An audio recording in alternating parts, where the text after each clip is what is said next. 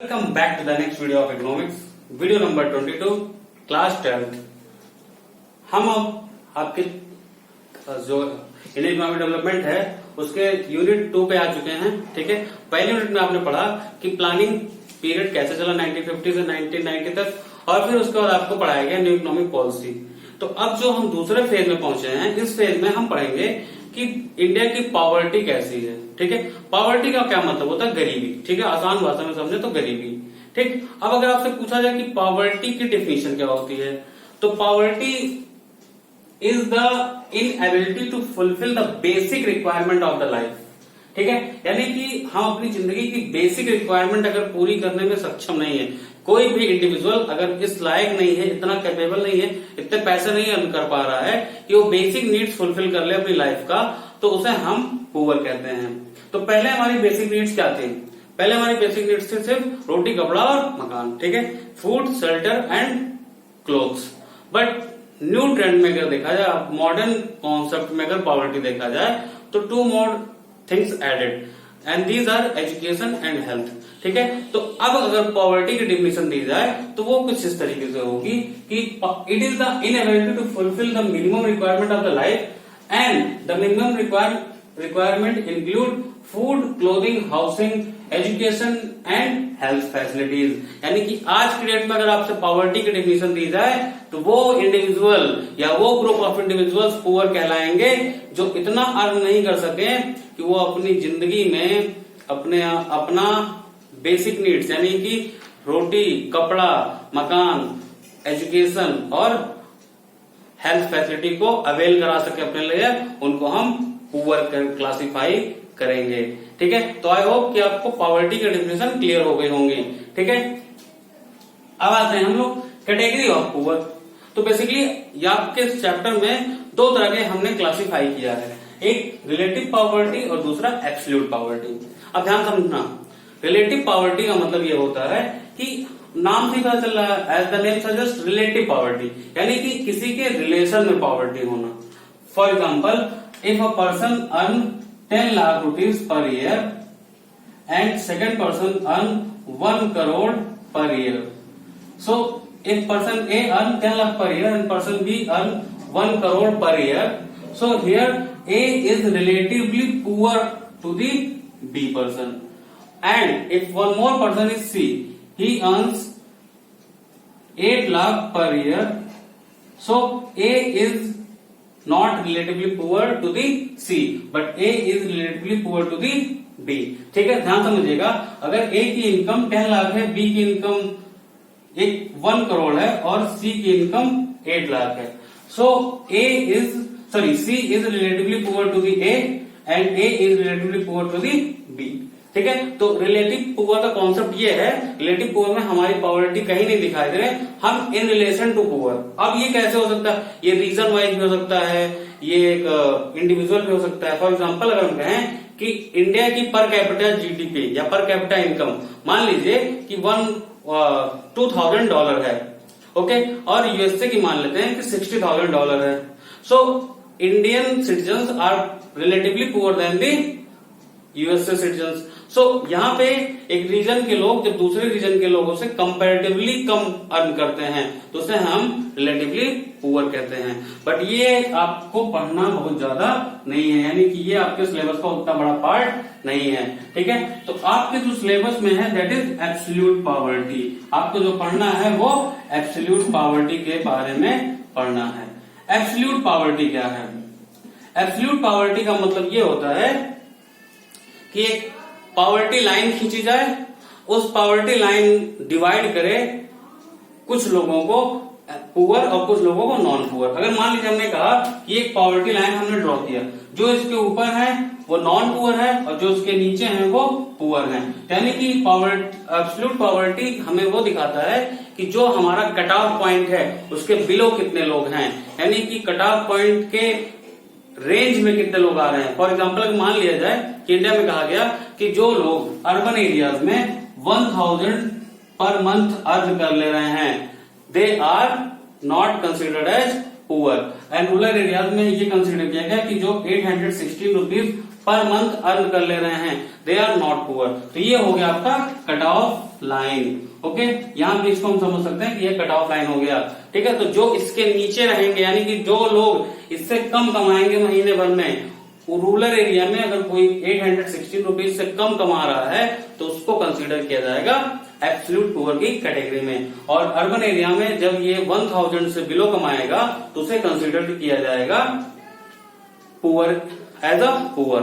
Okay, तो ये था आपका कट ऑफ पॉइंट। ठीक, तो पॉवर्टी लाइन क्या है? तो पॉवर्टी लाइन के बारे में, it refers to a cut off point which divides people of a region as poor and non poor. यही चीज मैं आपको बता रहा था पहले, अभी जस्ट 2 सेकंड पहले, कि पॉवर्टी लाइन क्या बताता है हमें कि ये तरीके से पूरे पॉपुलेशन को 2 पार्ट में डिवाइड कर देता है। एक पार्ट में नॉन पुअर आते हैं, दूसरे पार्ट में पुअर आते हैं। तो पॉवर्टी लाइन क्या है कि जो which divides people of a region as poor and non poor, यानी कि ये वो लाइन है जो डिसाइड करता है कि कितने लोग पुअर हैं और कितने लोग नॉन पुअर हैं। ठीक है, तो ये था हमारा पॉवर्टी लाइन। अब हम आते हैं कि हमारा नेक्स्ट क्वेश्चन है, ध्यान से समझिएगा कि क्या पॉवर्टी लाइन हम इनकम में मेजर करें या कंजम्पशन में मेजर करें। ठीक, should the poverty line cut off be determined in terms of income और इन टर्म्स ऑफ कंजम्पशन। यानी कि पॉवर्टी लाइन जो बनानी है, जो हमें कट ऑफ पॉइंट बनाना है, वो कट ऑफ पॉइंट हमारा इनकम में होना चाहिए या कंजम्पशन में होना चाहिए। अब ध्यान से समझो, अगर हम इनकम में रखते हैं तो 2 बड़ी प्रॉब्लम आने वाली है। पहली बड़ी प्रॉब्लम क्या है? मान लीजिए कि हम कह रहे हैं कि हमने मान लिया कि इतना रुपए जो पर डे कमा ले रहा वो नॉन पुअर है। बट आप ये बताइए कि मान लीजिए सरकार ने कहा कि जो दिन का 45 रुपीज अर्न कर ले वो पुअर नहीं है। बट इसकी क्या गारंटी कि वो बंदा जो दिन का 45 रुपीज अर्न कर रहा है वो उस पैसे का कंजम्पशन में यूज करे। ठीक है, बेसिक नीड्स फुलफिल करने में यूज करे।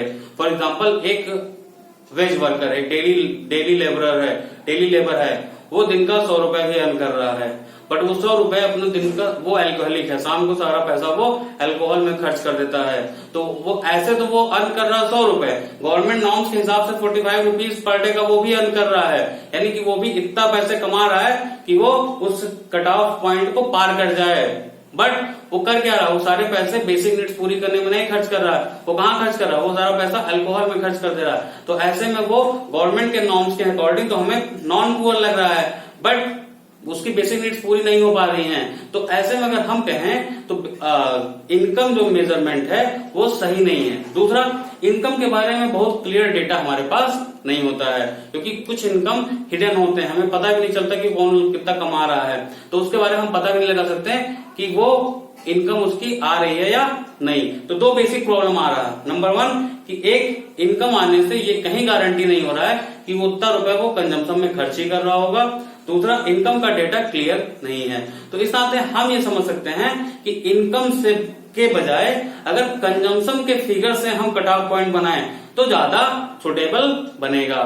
ठीक है, तो अब हम आते हैं consumption wise cut off point की बात करते हैं। तो इसका है fixation of calorie norms for the rural and urban areas. देखो ध्यान से, ये दो प्रॉब्लम डिस्कस किया गया कि इनकम जो मेजरमेंट, इनकम जो कट ऑफ बनाया गया वो सफिशिएंट नहीं है, तो उसके लिए बनाया गया कंजम्पशन के अकॉर्डिंग। अब ये कहा गया कि जो रूरल एरियाज में पर डे का 2435 कैलोरी पर पर्सन पर डे कंज्यूम कर लेगा वो क्लासीफाई होगा नॉन पुअर।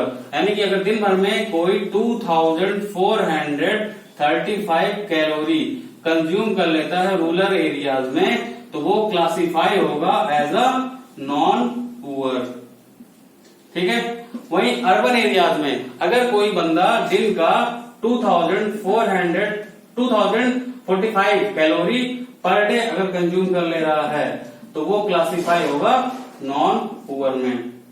अब आपके दिमाग में एक क्वेश्चन आ सकता है, वो क्वेश्चन ये है कि भैया गांव में रूरल एरियाज में आप देखो तो कैलोरी हमें ज्यादा चाहिए होता है एज अ नॉन पुअर कहने के लिए, ऐसा क्यों? देखिए ध्यान से, आप अर्बन वर्क्स और रूरल वर्क्स को क्लासिफाई करिए। अर्बन में कैसे वर्क्स आप देखेंगे? अर्बन में आपको ज्यादातर जो वर्क दिखेंगे वो कैसे वर्क हैं? वो मेंटल वर्क हैं। ठीक है। और रूरल एरिया में जो वर्क है वो फिजिकल वर्क है, वहां पे फील्ड्स में काम करने वाले लोग हैं, और अर्बन एरियाज में ऑफिस में काम करने वाले लोग हैं। तो रूरल एरियाज में हमें पर डे ज्यादा कैलोरी की नीड्स होती है, और वहीं अर्बन एरियाज में हमें कैलोरी की नीड्स कम होती है। तो ये था हमारा fixation of calorie norms for the rural and urban house hold, ठीक है। तो इसी के साथ ये मैं आपको बता चुका हूं कि पॉवर्टी क्या है, पॉवर्टी लाइन क्या है, इनकम में क्यों नहीं मेजर करना चाहिए, कंजम्पशन में क्यों मेजर करना चाहिए, कंजम्पशन में मेजरमेंट क्या है, ठीक है। तो action, trend of poverty in India, यानी कि इंडिया में हमें ये देखना है कि पॉवर्टी कैसे कैसे आगे बढ़ रही है, ठीक है। तो जो आपका पहला प्लान है, ठीक है, वहीं से आपकी पॉवर्टी रिड्यूस होना शुरू हो गई। अगर हम 1960-61 की बात करें तो जो पॉवर्टी है इंडिया में वो 34% पॉपुलेशन पॉवर्टी लाइन के नीचे आती है, और कुल पॉपुलेशन हमारी 17 करोड़ रहती है। तो आप इस फिगर में देख सकते हैं कि जो आपकी पॉपुलेशन है वो नंबर तो बढ़ रहा, आपको दिखाई देगा कि नंबर बढ़ रहा। देखिए जैसे आपका जो पहला डेटा है 1960-61 का, उसमें 17 करोड़ पॉपुलेशन की हम बात कर रहे हैं, फिर 64-65 में 22 करोड़ हो जा रहा है। बट आप एक चीज ध्यान दीजिएगा कि ग्रीन रिवोल्यूशन के बाद आपका फिगर्स में कमी आनी शुरू हुई है।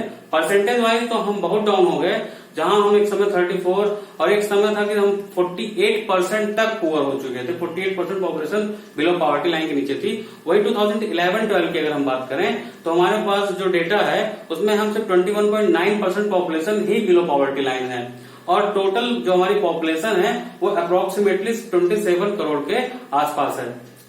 तो ये अब आप ओवरऑल अगर देखें तो हमारी जो पॉपुलेशन बिलो पॉवर्टी लाइन है वो लमसम 27 करोड़ के आसपास है, जो कि कुल दुनिया की कुल पॉवर्टी का 50% पॉवर्टी इंडिया में पाया जाता है। तो इस पर आप चाहे प्राउड फील कर लीजिए और चाहे तो आप इसको सेम फील कर लीजिए, आपके ऊपर है, ठीक। बट कुल पॉवर्टी जितनी दुनिया भर में कुल पुअर पॉपुलेशन है दुनिया भर में, उसका 50% इंडिया में लाई करता है, जो कि इंडियन पॉपुलेशन का कुल लगभग 22% है। अब हम आते हैं इंटर स्टेट कंपेरिजन करते हैं। तो हमें ये देखना है कि जो इंडिया में 22% पॉपुलेशन हमारे बिलो पॉवर्टी लाइन के नीचे है, क्या वो सारे राज्यों में बराबर है? क्या यूपी में, क्या तमिलनाडु में, क्या केरला में, राजस्थान, एमपी और पंजाब में क्या सेम है? तो इस चीज का हम कंपेरिजन कर लेते हैं, ठीक। तो ये देखते हैं, तो कुछ राज्य ऐसे हैं जिसमें बहुत ज्यादा, जैसे यूपी, बिहार, उड़ीसा, छत्तीसगढ़, झारखंड, मणिपुर, आसाम और एमपी, ठीक है। ये ऐसे राज्य हैं जहां पर पॉवर्टी बहुत हाईएस्ट है। अगर हम बात करें यूपी की, तो यूपी में 29.4% पॉपुलेशन हमारी बिलो पॉवर्टी लाइन में है, बिहार में 33.7%, उड़ीसा में 32.6% और एमपी में 31.7% पॉपुलेशन बिलो पॉवर्टी लाइन है। यानी कि अगर हम फर्स्ट पर गए हैं तो सबसे पुअर स्टेट हमारे यहाँ का बिहार है, फिर सेकंड पर आपका उड़ीसा है, और थर्ड पर आपका एमपी है, और फोर्थ पर आपका यूपी है। 4 ऐसे राज्य हैं जो सबसे पुअर कैटेगरी में आते हैं। लेकिन कुछ ऐसे राज्य भी हैं जहां पे पॉवर्टी बहुत कम है, जैसे आपका पंजाब की जो पॉवर्टी आप देखोगे तो सिर्फ 8.3% है, वहीं पर हरियाणा की पॉवर्टी सिर्फ 11.3% की है, और राजस्थान की पॉवर्टी 14.7% की है। तो ऐसा डिफरेंस देखने को क्यों मिला, एक बार अपने दिमाग में जोड़ डालिए। तो जब मैंने आपको बताया था ग्रीन रिवोल्यूशन के इफेक्ट्स, तो उसमें आपको साफ साफ बताया गया था ग्रीन रिवोल्यूशन का इफेक्ट पंजाब, हरियाणा, राजस्थान, आंध्र प्रदेश, तमिलनाडु, केरला, इन जगहों पे ज्यादा पड़ा था, और वहीं UP east, Bihar, Orissa, MP, इन जगहों पर असर कम पड़ा था। तो ये वही रीजन है, ध्यान समझिएगा, ये वही रीजन है जिनकी वजह से ये इंटर स्टेट डिस्पैरिटी पॉवर्टी में देखने को मिल रहा है, ठीक है। तो ये हमारे देश का ये कुछ सीन बन रखा है कि कुछ स्टेट बहुत अच्छे हालत में है और कुछ बहुत खराब हालत में है, ठीक है। तो ऑलरेडी गल्फ बन रहा है। अब हम आते हैं टाइप्स ऑफ पुअर। तो टाइप्स ऑफ पुअर में हमने यहाँ पे 3 तरीके से पुअर को क्लासिफाई किया है, बाकी आप करने को कई तरीके से कर सकते हैं।